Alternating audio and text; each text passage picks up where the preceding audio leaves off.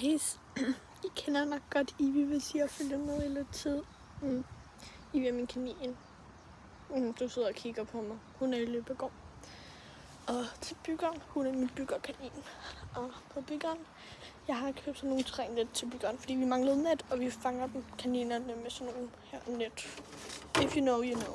Og det er helt okay. Bare roligt. Der er et eller andet galt med Ivy.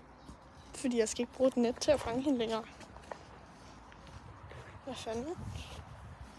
Seriøst? Hej, Ivy. Hej. Se, der er hun. Hej. Hej. Se, hun kommer hen til mig. Hun er rigtig glad. Jeg ved ikke. Hej. Se.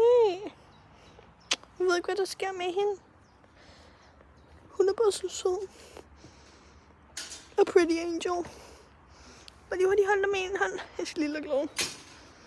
Hun er ikke bare sød. Jeg ved ikke, hvad der sker med hende. Hun er bare meget glad. Det plejer at være sådan en kanin, der bider og løber væk. No longer. Ikke mere af det. Hun er bare glad. Ja.